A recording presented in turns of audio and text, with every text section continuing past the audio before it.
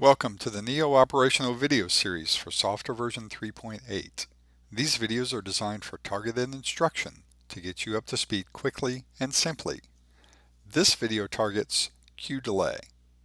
Alright, this video will pick up after the queue timing video, so please watch that first. And we're going to talk about queue delay. So why would you want to do delay? Well, if a stage manager has a very complex series that she needs to call automation and audio, and it's just easier on the stage management if they call it everything at the same time, but if lighting needs to not trigger for a period of time, then you can use delay. So how do we achieve delay on the queue?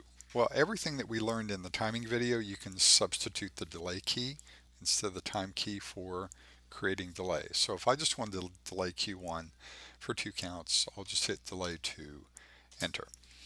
And this is a slight change in 3.8 to make it simpler to do this. So we've now put a 2 count delay on Q1. If you look in your sidebar, you can see that Q1 is a time 12 with a delay of 2.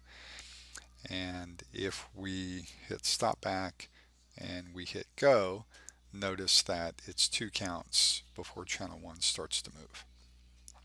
So that's applying delay to the entire queue. So now let's look at Q2, and we want to apply a delay to just the down, or a split delay. So we're going to do two things at the same time here. We're going to put delay on the down.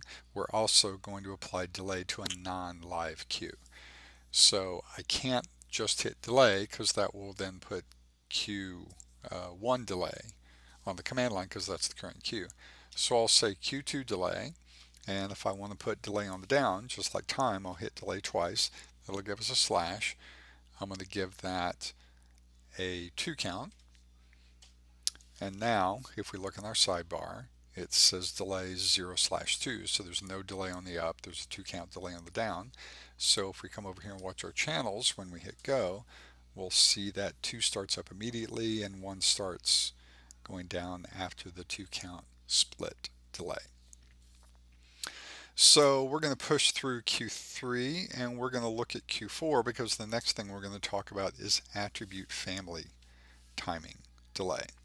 And Q4 is the same as the previous video where we have different times on the different attribute families. We can check that by just clicking on the 4 and go to attribute family timing, and we'll see the fade information for position, color, beam, and edge is all different. Notice there is a delay column here. So looking at applying a delay to any of the attribute families here, we could just say we would like to delay position 2, and I'll just click on that and put a 2 enter. And we can go back and hit go and watch that the delay is going to, the position is going to delay 2 counts before it moves. Now if we want to look at delaying any of these attribute families with command line, we're in Q4, so I can just start hitting delay immediately. So that'll say Q4 delay. I'll hit it again, and we're going to apply a color delay.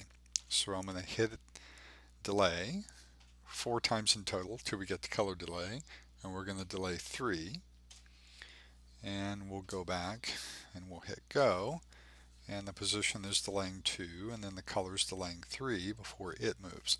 So you can continue to just press the delay key to get the beam delay, edge delay, any of the attribute families. You can change it graphically with the sidebar pullout. So there's a lot of flexibility there.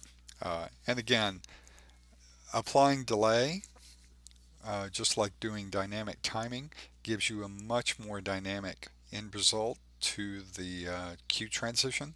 So I encourage you to experiment with it. There are a lot of different dramatic solutions for attribute family timing and attribute family delay to really help communicate the story that you're trying to assist the director in telling. So good luck with that. Thanks for watching this Neo operational video for software version 3.8. Go to the Philips Strand website at www.strandline.com for many more videos on Neo programming and operation.